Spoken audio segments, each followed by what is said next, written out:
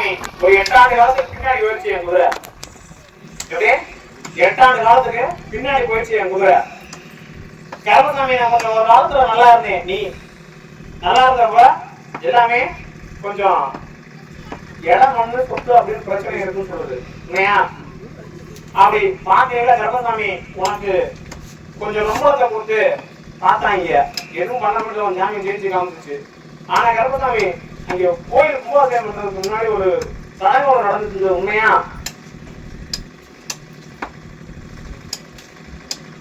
கருப்பசாமி அப்படின்னு சொன்னா உனக்கு இப்படி சொன்னா புரியாது. ஒரு திருநாள், தெய்வத்தோட திருநாள், ஐயனாருடைய திருநாள், அங்கே ஒரு கலை ஒரு திருநாள் நடக்கிற அன்னைக்கு ஒரு பிரச்சனை நடந்துச்சு.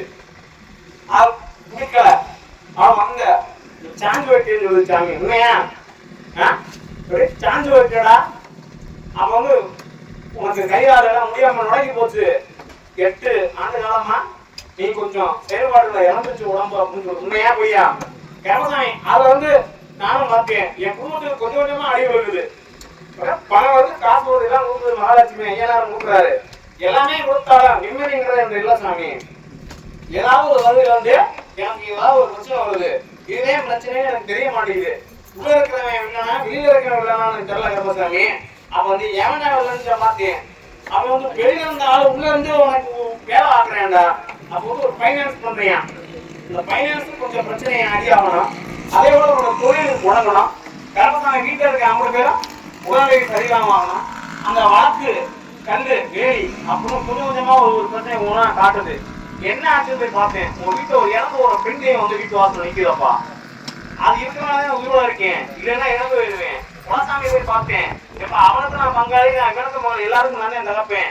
என் பிள்ளை தப்பு பண்ணிடுச்சு சரி, ஆனா அதுக்கு என் பிள்ளை வந்து எல்லாரும் என் பிள்ளை தானே, நான் யாரையும் பழிவாங்க நினைக்கலப்பா, அதனால நான் அமைதியா இருந்துட்டேன்பா அப்படின்னு. அது வந்து வாக்கெட்டு போட்டிருக்கு ஒரு ஜாமிக்கு சுத்தியோட. இதை தொடாத குறி வந்து போயிடும். இல்ல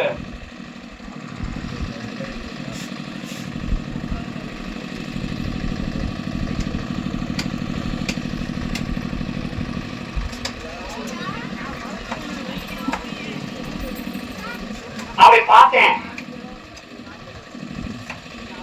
இப்போ மந்திரில என் தங்கச்சி ராக்காட்சியை கூட்டிட்டு போய் அங்க இருக்க அந்த 7 கன்னிமாரையும் போய் பார்த்தேன். என் கற்பனை எடுத்து தட்டி வச்சு போய் கேட்டேன், டேய் அவன் தட்டை வச்சுட்டு விடா, காப்பாத்தி விடுறான்னு சொல்லிட்டேன். செய்வனே மந்திரமா 7 தலைமுறைக்கும் அவன் கிட்டோட நெருங்காது. உன்னையும் நல்ல முறையில பால வச்சு கொடுத்துறேன். ஆபரேஷன் எதுவும் பண்ணியா? கருப்பசாமி இன்னமும் கொஞ்சம் உன் நிலைமை நல்லபடியா ஆக்கி தரேன், உன் குடும்பத்தை வாழ வச்சு தரேன். எனக்கு என்னடா செய்வ? உன்னால என்ன செய்ய முடியும்? வருஷம் வராம எனக்கு ஆடி அம்மாவதுக்கு ஒரு கருங்கடா கொடுத்துடுறா. உன் குடும்பத்துக்கு செய்வனையே மந்திரமா எத்தனை தலைமுறை இருந்தாலும் மறக்காம காத்துறேன். உன் குலசாமி ஐயனார் உன் பின்னாடியே, அவன் பின்னாடி வரானோ இல்லையோ, அவன் குதிரை முன்னாடி போகும் கூட அவனை வாழ வச்சுத்தாரேன். இதோட சத்திய வாக்கு நல்லா இருப்ப கூட சேர்த்து போடுறா.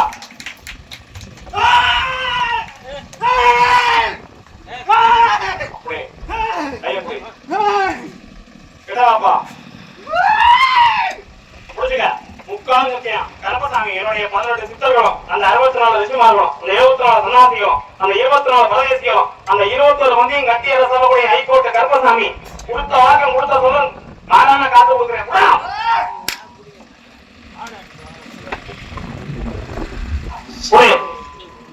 எந்த கயிறும் தேவையில்ல, மருந்தும் தேவையில்ல, ஆஸ்பத்திரியும் தேவையில்ல.